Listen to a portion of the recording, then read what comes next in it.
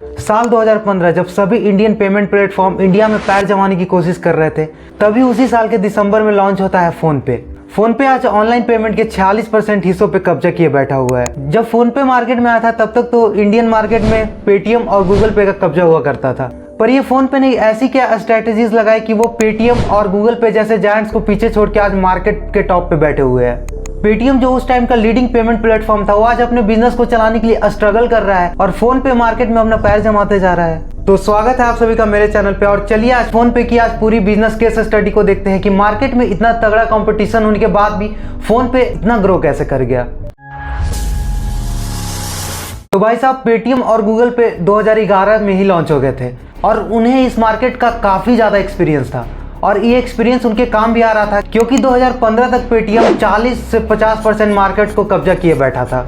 अभी तक ये जो भी कंपनियां थी वो सिर्फ वैलेट सिस्टम पे काम कर रही थी, पर इसमें एक बहुत बड़ा प्रॉब्लम था। वैलेट सिस्टम में रिसीवर और सेंडर दोनों के पास एक ही ऐप होना चाहिए था, तभी वो अपने पैसे को एक दूसरे को ट्रांसफर कर सकते थे। और ऊपर से आप बैंक टू बैंक ट्रांजेक्शन भी नहीं कर पाते थे, क्योंकि जो भी पैसा कटता था वो आपके वैलेट से कटता था, ना कि डायरेक्ट आपके बैंक अकाउंट से कटता था, और पहले आपको उस वैलेट को रिचार्ज करना होता था। दोस्तों, आप इमेजिन करो, आप किसी समोसे की दुकान पे समोसा खाने गए हो और आपने वैलेट सिस्टम के भरोसे अपने पास 1 रुपये भी कैश नहीं रखा है, और आपने चौड़ में आके 2 समोसे ऑर्डर भी कर दिए और 2 समोसे आपने खा भी लिए, और समोसे खाने के बाद आपको पता चलता है कि आपके पास पेटीएम ऐप है और जो दुकानदार है उसके पास गूगल पे का क्यूआर है। तो अब क्या, अब तो सिर्फ एक ही रास्ता बचा है।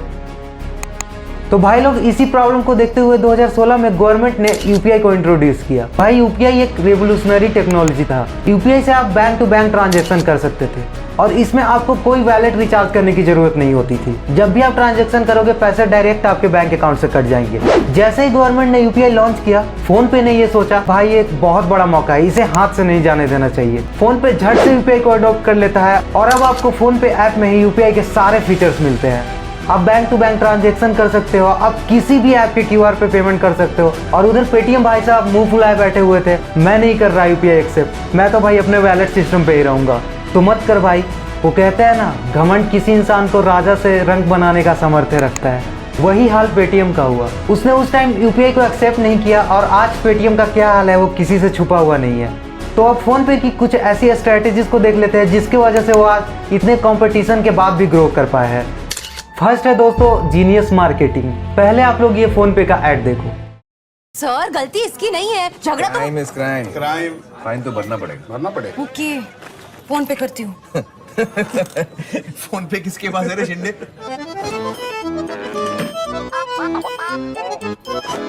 भाई देखा आप लोगों ने, फोन पे ने अपने ऐप को यूज करने के लिए कितना सॉफ्टली आपको इन्फ्लुएंस किया। मतलब इस ऐड में फोन पे ये दिखाना चाहता है कि आज फोन पे किसके पास नहीं है। अगर आपके पास फोन पे नहीं है तो आप कूल नहीं हो, आप पहले जमाने के हो। इसको कहते हैं सॉफ्ट इन्फ्लुएंसिंग मार्केटिंग, जिसमें आपको बताया जाता है कि अगर आपके पास वो ऐप या प्रोडक्ट नहीं है तो आप कूल नहीं हो, आप पहले जमाने के हो। इससे इन्फ्लुएंस होकर जिसके पास फोन पे नहीं भी था वो सारे झट से डाउनलोड कर लेते थे और फोन पे को फिर यूज करने लगते थे। उन्होंने दूसरी स्ट्रेटेजीज अपनाई थी, new take adoption and upgradation. Phone पे के फाउंडर्स अच्छे से समझ गए थे, अगर मुझे इस मार्केट में सस्टेन करना है, जो भी न्यू टेक आएगी उसे हमें अडॉप्ट करना होगा, नहीं तो हम मार्केट में काफी पीछे रह जाएंगे। जैसे आपको मैंने वीडियो में बताया है कि यूपीआई के लॉन्च होते ही फोन पे ने थोड़ा देर भी नहीं किया और झट से यूपीआई को अडॉप्ट कर लिया था और टाइम टू टाइम अपने ऐप को अपग्रेड भी करते गए। आज आप देख सकते हो, आपको फोन पे में इतने फंक्शन मिलते हैं कि आप शायद सारे फंक्शन को यूज भी नहीं करते होगे, पर वो time to time new function लाते गए और अपने ऐप को अपडेट करते गए। अब भाई मेन मुद्दा, भाई ये फोन पे पैसे कैसे कमाता है। तो देखो भाई, फोन पे पर मनी ट्रांसफर तो बहुत ज़्यादा होता है, क्योंकि आपको मैंने पहले ही बताया कि वो 40% मार्केट को कब्जा किए बैठे हैं। पर सेम टाइम आपने देखा होगा कि आप जब भी फोन पे से ट्रांजेक्शन करते हो तो आपको 1 रुपया भी फी नहीं देना होता। तो भाई ट्रांजेक्शन से तो फोन पे 1 रुपया भी नहीं कमा रहा है। तो अब ये सवाल आता है कि ये कमा कैसे रहे हैं। फिर इनकी कमाने का पहला जरिया है मोबाइल रिचार्ज कमीशन। अब आप फोन पे पर रिचार्ज करते होगे तो देखते होगे कि 2 रुपया प्लेटफॉर्म फी लग रहा है, तो जो 2 रुपया है वो फोन पे ऐप कमाता है। और हमारे आपके जैसे करोड़ों लोग हैं जो फोन पे से रिचार्ज करते होंगे, तो भाई समझ लो उनका कितना रेवेन्यू जनरेट हो जाता होगा। ये तो हो गया बिजनेस टू कस्टमर मॉडल, जिससे फोन पे पैसे कमाता है। दूसरा, वो B2B मॉडल से भी पैसे कमाते हैं। आप फोन पे के थ्रू अगर फ्लाइट टिकट बुक कर रहे हो, कोई इंश्योरेंस कर रहे हो, इंश्योरेंस कंपनी से, फ्लाइट कंपनी से अच्छा खासा कमीशन चार्ज करती है, उससे भी फोन पे अच्छा खासा रेवेन्यू जनरेट कर लेता है। और देखा जाए तो यही 2 मेन जरिया है जिससे फोन पे अभी पैसे कमा रहे हैं।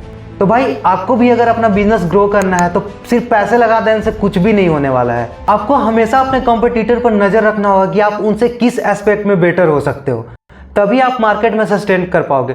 क्योंकि जो कंपटीटर कर रहे हैं, जो इस्टेब्लिश है, वैसा ही आप काम करोगे तो आप कभी भी इस्टेब्लिश नहीं हो पाओगे मार्केट में। और भाई बिजनेस में और सारी चीज़ें तो सेकेंडरी है, मेन है बिजनेस में मार्केटिंग, कि आप अपने प्रोडक्ट को मार्केट किस तरह से करते हो। अगर आप किसी प्रोडक्ट का मार्केटिंग अच्छे से कर रहे हो और वो प्रोडक्ट अगर थोड़ा ख़राब भी है तो प्रोडक्ट मार्केट में चल जाएगा। तो मार्केटिंग से रिलेटेड मुझे एक स्टोरी याद आ रही है, बट वीडियो बहुत ज़्यादा लंबा हो जाएगा, इसलिए मैं इस स्टोरी को नेक्स्ट वीडियो में कवर करूँगा।